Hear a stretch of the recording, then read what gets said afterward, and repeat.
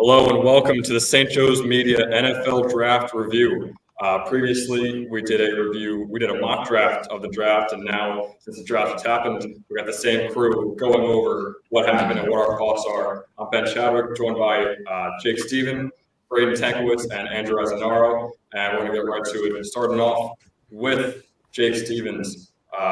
With his first slide, we're going to go with his favorite pick from day one. Jake, who you have?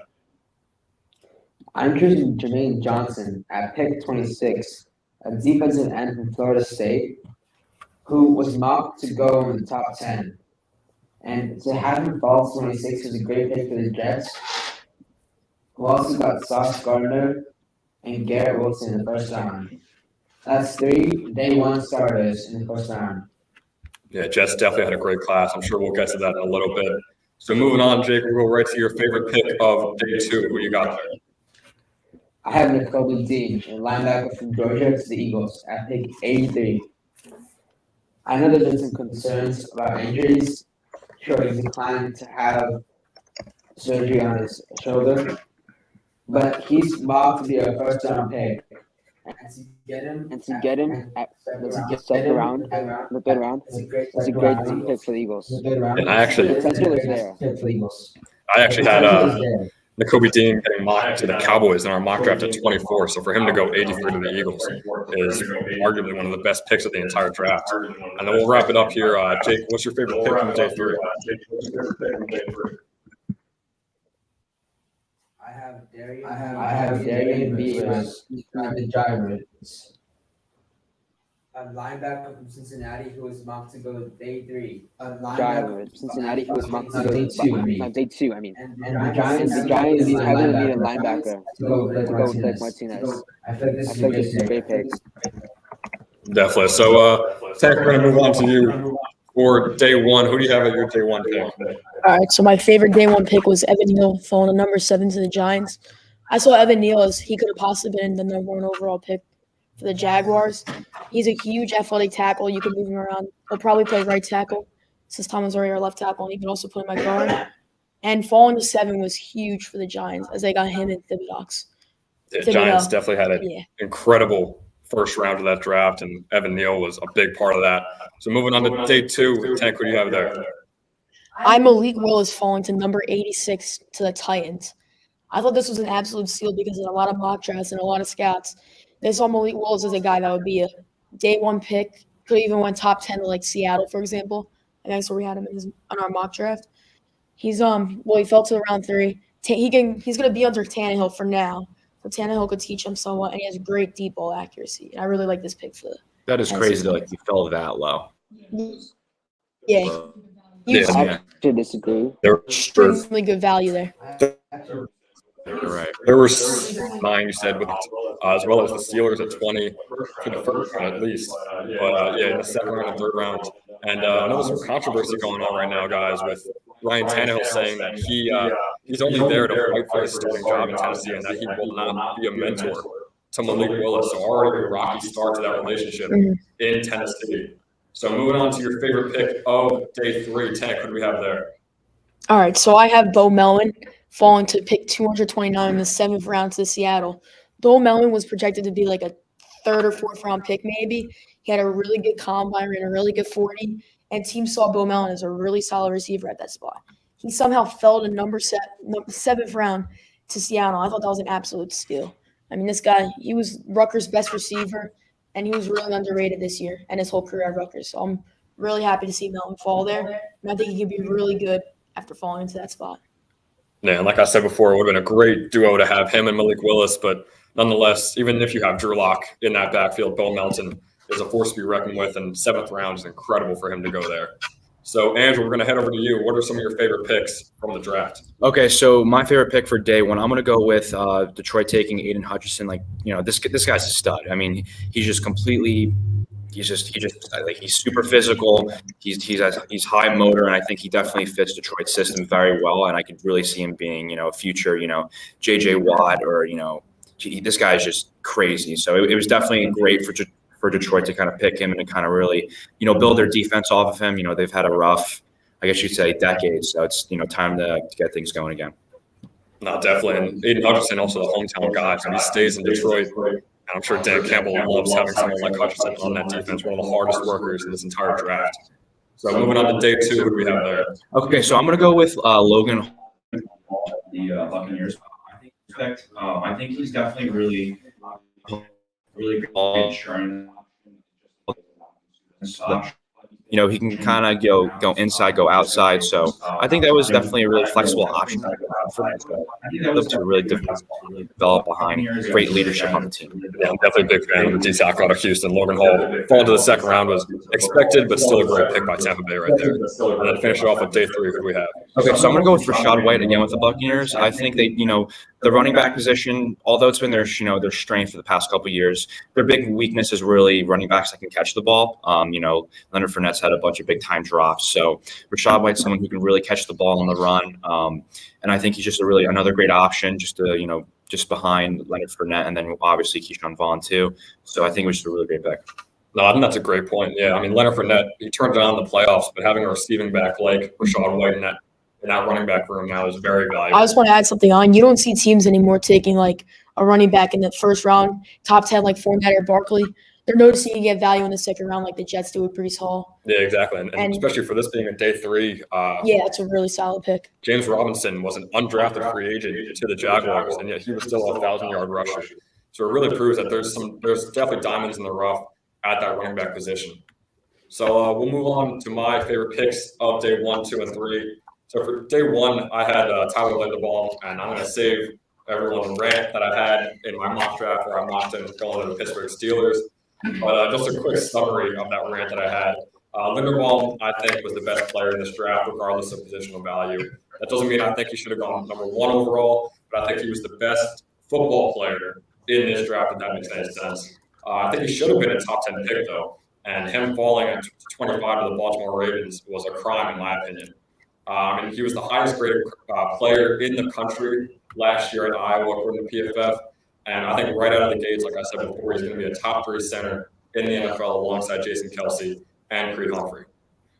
So moving on to my favorite pick of day 2, I had Nick Bonito, the edge out of Oklahoma, who went 64 to the Denver Broncos. Nick Bonito is a guy that not many people talk about, mainly because he doesn't really have the tools that guys like Aiden Hutchinson and Kayvon Thibodeau have. But he still had the 3rd highest pass rushing grade of any edge at Oklahoma in his junior year. And the only people that were above Nick Bonito were guys like Chase Young and Myles Garrett. And in fact, Nick Bonito actually had a higher grade than both of the Bosa brothers while they were at Ohio State. His production at Oklahoma only got better each year. And even though he doesn't have those great tools, he was still an amazing athlete at the combine. He had a 95th percentile 40 time with a 4.54. And pairing him alongside a guy like Randy Gregory is a lethal pass rushing duo in the NFL today. And then my favorite pick of day 3 is going to be Sam Howell, who I actually have falling number 32 to the Detroit Lions in the mock draft. I think Howell's had the second highest floor of those top 5 quarterbacks. And he also has the second best tools behind Malik Willis. And for him to go 144 to Washington is insane to me. And they honestly could have gotten a new starter with them as they're going to battle that out with Carson Wentz. He's an underrated runner. My comp to him was Dak Prescott, who we know is a very good runner and has an incredible arm. And speaking of that arm, I think Howell is the best deep ball in this draft.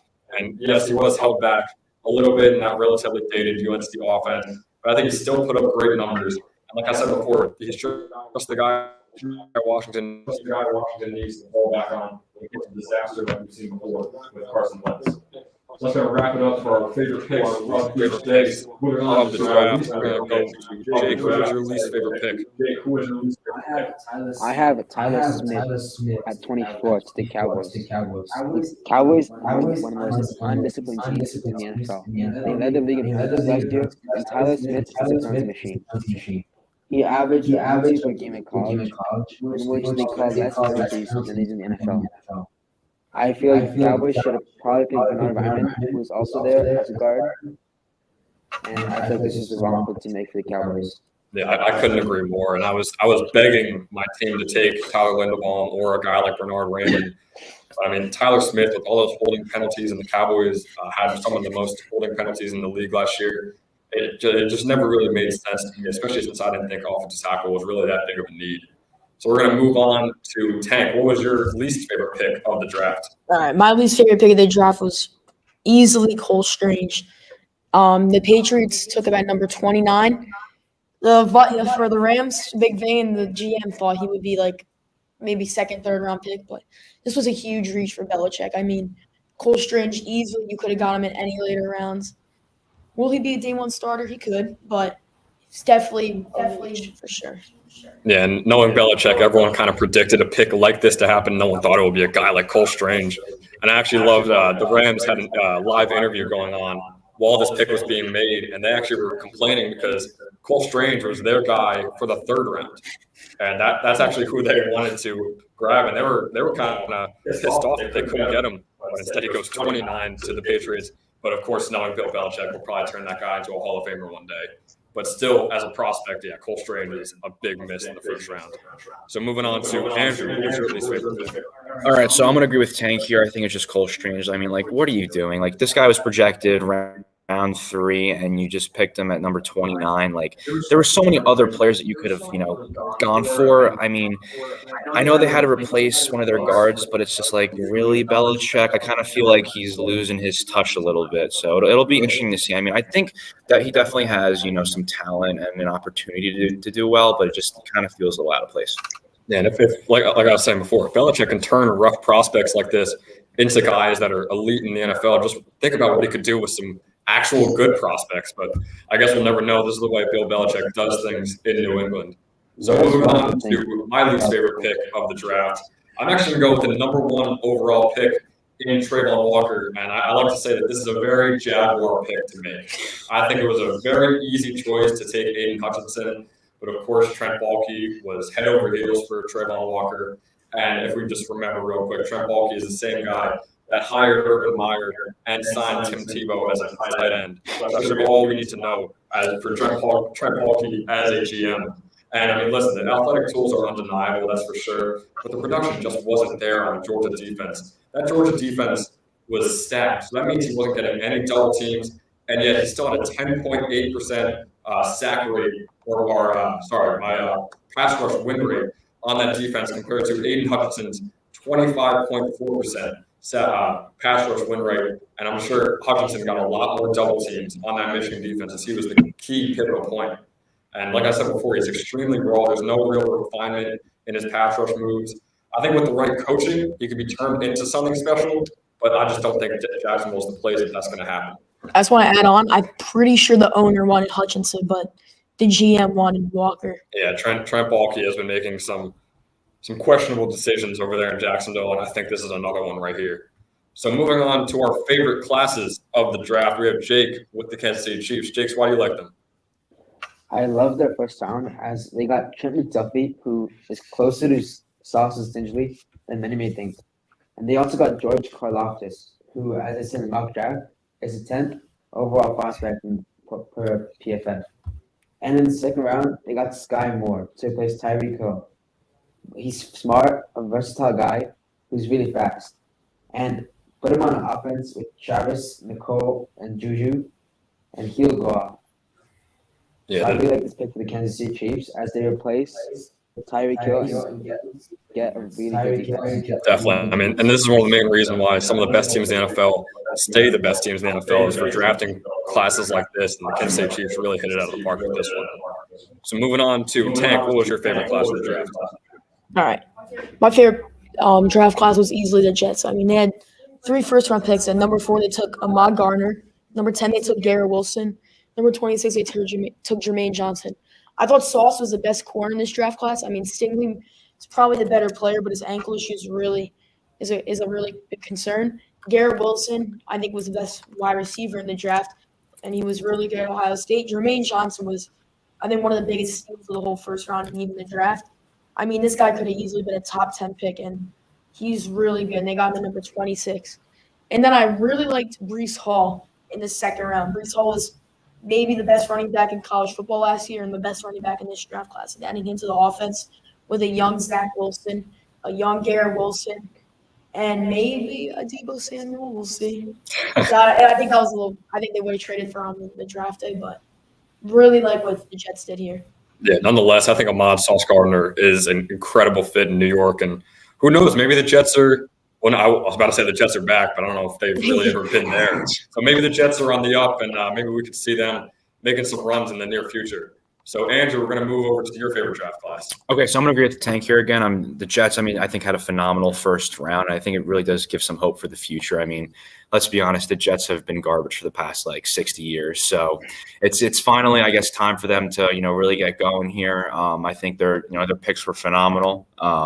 You got Ahmad Gardner, who's just a lockdown corner. I think he might draw some comparisons to Jalen Ramsey.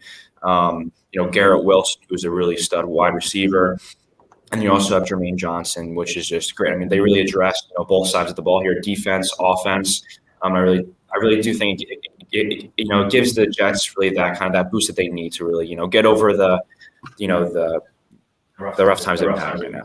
Yeah, they're definitely improving that defense. They're also giving Zach Wilson some incredible pieces to really set him up for greatness. So we'll see how that pans out in New York. So moving on to my favorite class, I have the Baltimore Ravens. I know I talked about Tyler Linderbaum before. I think they really had a nearly perfect day one and day two to this draft. They traded away Marquise Brown for my favorite pick of the draft, who was Tyler Linderbaum. And I know Brown was showing discontent with being in that Ravens offense. And also with their own pick at 14, they drafted Kyle Hamilton, who in my opinion was the second best pick of the first round. And those are really the two prospects I was willing to call generational in this draft coming in. And I think Hamilton is the best safety prospect I've seen since a guy like Eric Berry in 2010. And Linderbaum might have been the best center prospect I've ever seen. And they just kept it rolling into day two by grabbing Michigan edge David Ojabo in the mid-second round and Travis Jones out of Connecticut in the third. Ojabo was a top 20 prospect for a lot of people pre-injury. But, of course, after the injury, after dropping down a little bit, he's going to miss a few regular season games. But I really do think that with the coaching in Baltimore, he can get right back to that elite level that he was playing at Michigan. And he'll also be paired alongside his high school teammate, Odafe Owe, who, like I just said, he played with in high school. So that'll be an incredible edge rush duo there. And Travis Jones, like I said before, was a first-round talent in my book and a top 3 defensive tackle in this class behind the Georgia duo. His measurables are incredible, and I think he's going to be a great round out to the D-line alongside Calais Campbell. And then just a couple of steals that I think they really got on day 3. Charlie Kolar was arguably the best tight end in the draft, and he could possibly make the best tight end duo in the NFL alongside Mark Andrews. Jalen Armour Davis, the corner out of Alabama, was a top 100 talent in my book, and they got him in the 4th round. So after an incredible day one, the Ravens really never stopped the momentum, and they could be right back in that Super Bowl contention in the AFC North. So moving on to our last section, who is your least favorite draft class of the 2022 NFL draft? Who do you have? The Arizona Cardinals. They traded the first-round pick for Marquise Brown, who, first of all, he's not worth the first-round pick. And to pass on the talent, like to Tyler Linderbaum, on an O-line that got Kyler Murray injured last year, and they played 4 games with Cole McCoy, to pass on that kind of talent and trade a first-round pick for Marquise Brown is not a good idea. And Marquise Brown is not a great receiver. He's good, I will give him that, but he's not great. And there are other receivers you can get in later rounds to replace or get a number 2 for DeAndre Hopkins. So I did not like this class by the Cardinals. Yeah, no, I definitely agree with you. I mean, a guy like Marquise Brown, I think he could definitely improve in Arizona. But you just don't know if he will. So it's a big question mark over his head. It's not worth trading a first-round pick, especially like you said, you can get a guy like Tyler Linderbaum. So yeah, Arizona Cardinals really not helping themselves out with this draft class. So Tanner, we're going to move on to your least favorite draft class. All right. I had the Patriots as my least favorite draft class. I mean, I already went over Cole Strange, huge reach.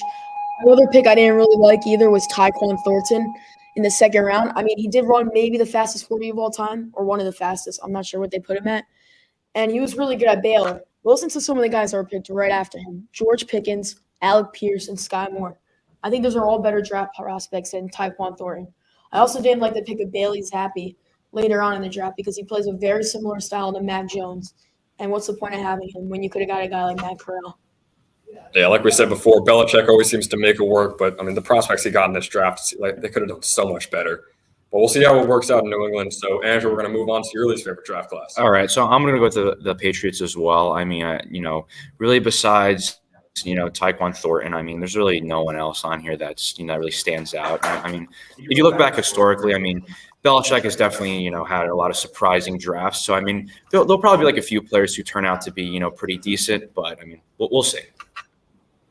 Yeah, like you said, and I know there's a story that Belichick was asked why take Bailey Zapp. If you want a quarterback, why not Corral? And he even said that Bailey Zapp was Matt Corral was too good to be a backup, and he didn't want him challenging Mac Jones, which doesn't really make sense to me. So moving on to my least favorite draft class, I have the Jacksonville Jaguars. I hit on Trayvon Walker before, and I think good teams are good for a reason and bad teams are bad for a reason. The Jags had decent draft capital coming into this draft with 2 first-round picks. Like I said, I already gave you my thoughts on Trayvon Walker. I actually do like Devin Lloyd at 27. However, linebacker is nowhere near the biggest need for this Jaguars team. And yet they took another linebacker in the 4th round with Chad Muma, another guy I like at the spot. But, I mean, again, just the Jaguars need much bigger needs than that. Luke Fortner was their 65th pick, who I thought wasn't even a top 100 player in the class. Then took Snoop Connor in the 5th round, yet another running back with an already overflowing running back room with James Robinson and Travis Etienne. They finally took some defensive backs in the last couple of rounds. With so few players left, they honestly want to make that big impact. So for the opportunities the Jaguars had, that really came out with the draft. And that's going to do it for the St. Joe's Media NFL Draft Review. Ben Chowder, Andrew Azamaro, Braden Egwitz, and Jake Stevens. Thanks for tuning in.